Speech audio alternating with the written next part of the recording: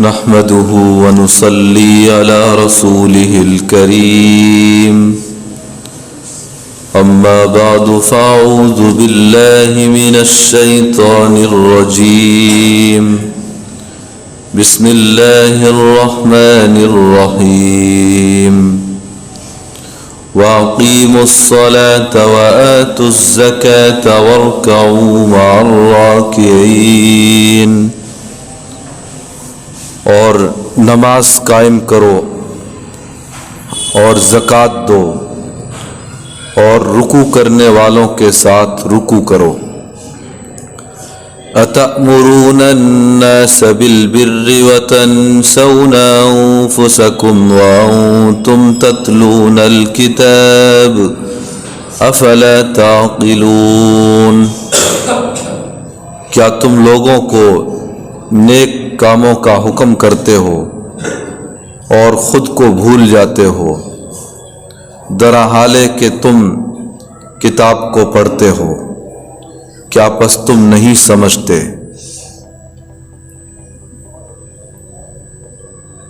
اس آیت میں بنی اسرائیل سے کہا جا رہا ہے کہ ایمان قبول کرنے کے بعد نماز کا اور زکوٰۃ کے ادا کرنے کا اہتمام بھی کرو۔ صرف ایمان لانا اور اسی پر تکیہ کر لینا، اسی پر بس کر لینا، نیک اعمال نہ کرنا، یہ شریعت میں اچھا نہیں سمجھا گیا۔ جہاں جہاں قرآن میں ایمان کا ذکر ہے، ایمان لانے والوں کا ذکر ہے، تو وہیں ساتھ ہی میں اکثر جگہوں پر نماز کا بھی اور زکوٰۃ کا بھی ذکر ہے۔ نماز اور زکوٰۃ کا اللہ تعالیٰ کے یہاں کتنا اونچا مقام اور درجہ ہے، اس کو سمجھنے کے لیے اتنا ہی کافی ہے کہ قرآن کریم میں کئی مقامات پر، 70 سے بھی زائد مقامات پر نماز کا اور زکوٰۃ کا دونوں کا ذکر ہے۔ جس چیز کی اللہ تعالیٰ کے یہاں زیادہ اہمیت ہوتی ہے، زیادہ مقام ہوتا ہے، تو اللہ تعالیٰ اس کا زیادہ سے زیادہ اپنے کلام میں ذکر فرماتے ہیں۔ اس اعتبار سے دیکھا جائے تو نماز کی اور زکوٰۃ کی اہمیت کو، فضیلت کو، اللہ تعالیٰ کے یہاں اس کے مقام کو، درجے کو آسانی سے سمجھا جا سکتا ہے۔ تو اس آیت میں بنی اسرائیل سے کہا جا رہا ہے کہ ایمان لاؤ، اور پھر صرف ایمان لانا ہی کافی مت سمجھو، بلکہ اس کے بعد نماز پڑھو، زکوٰۃ دو۔ انسان جو کام کرتا ہے دو طرح کے ہوتے ہیں، بعض کاموں کا تعلق بدن سے ہے، بعض کا تعلق مال سے ہے۔ بدن سے تعلق رکھنے والے اعمال میں، کاموں میں سب سے اونچا درجہ نماز کا ہے۔ بدن سے تعلق رکھتی ہے، جھکنا، کھڑے ہونا، سجدے میں جانا، تو یہ ایسی عبادت ہے جس کا تعلق بدن سے ہے، اور بدن سے تعلق رکھنے والی عبادتوں میں، اعمال میں سب سے افضل ہے۔ دوسری طرف وہ عبادتیں جو مال سے تعلق رکھنے والی ہے، ان میں سب سے اونچا درجہ زکوٰۃ کا ہے۔ تو اس آیت میں بنی اسرائیل سے کہا جا رہا ہے کہ ایمان لائیے، اور ایمان لانے کے بعد نماز پڑھیے جس کا درجہ بدنی عبادات میں سب سے مقدم ہے، اور زکوٰۃ دیجیے جس کا درجہ مالی عبادات میں سب سے اعلیٰ اور افضل ہے۔ بنی اسرائیل سے نماز کے بارے میں اور زکوٰۃ کے بارے میں یہ جو بات کہی گئی ہے تاکید کے ساتھ، تو حضرات مفسرین نے لکھا ہے کہ اس کی ایک وجہ یہ بھی تھی کہ یہودیوں میں دو بیماری یہاں بڑی عام تھی، ایک تو حب جاہ، دوسرا حب مال۔ ایک بڑا بننے کی خواہش، منصب مل جائے، مرتبہ مل جائے، چودراہٹ مل جائے، حب جاہ، اپنے آپ کو بڑا سمجھنے کی کوشش کرنا، اور دوسرے مال کی محبت۔ یہ دونوں بیماریاں یہودیوں میں عام طور پر تھی۔ اللہ تعالیٰ نے نماز میں اور زکوٰۃ میں یہ تاثیر رکھی ہے کہ جو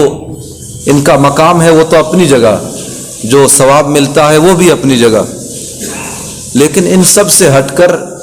نماز پڑھنے کی برکت سے حب ماں، حب جاہ، اپنے آپ کو بڑا سمجھنے کی جو خواہش ہوتی ہے، یہ جو روگ ہوتا ہے، یہ نماز کی پابندی سے ختم ہو جاتا ہے۔ آدمی میں تواضع آ جاتی ہے، عاجزی آ جاتی ہے، انکساری آ جاتی ہے، اور جہاں نماز کی برکت سے عاجزی آ گئی، انکساری آ گئی، تو اب بڑا بننے کی خواہش خود ہی ختم ہو جاتی ہے۔ بڑا بننے کی خواہش اسی دل میں جگہ بناتی ہے جہاں تواضع نہ ہو، عاجزی نہ ہو، انکساری نہ ہو۔ دوسری طرف زکوٰۃ پابندی کے ساتھ ادا کرنے کی برکت سے حب مال، مال کی محبت کے مرض سے بھی آدمی نکل جاتا ہے، کیونکہ جب آدمی مال خرچ کرتا ہے تو اسی حساب سے مال کی محبت کم ہونے لگتی ہے، بلکہ خرچ کرنے میں لذت محسوس کرتا ہے۔ اس کے برعکس جو مال کی محبت میں گرفتار ہوتا ہے، اس کا مال خرچ کرنے کو دل بالکل نہیں چاہتا، وہ چاہتا ہے کہ آگے سے آگے جوڑتا جاؤں، میرا سرمایہ آگے سے آگے جمع ہوتا رہے، میرے پاس سے ایک پائی برابر، ذرہ برابر بھی میرا مال رخصت نہ ہو، ختم نہ ہو۔ اسی فکر میں، اسی ٹینشن میں وہ پریشان رہتا ہے، اور نتیجہ یہ نکلتا ہے کہ مال کی محبت کے اس مرض کی وجہ سے زکوٰۃ بھی نہیں دیتا، اور اگر دیتا ہے تو برائے نام یوں ہی بغیر حساب لگائے کیف متفق نکال دیتا ہے، جبکہ مسئلہ یہ ہے کہ زکوٰۃ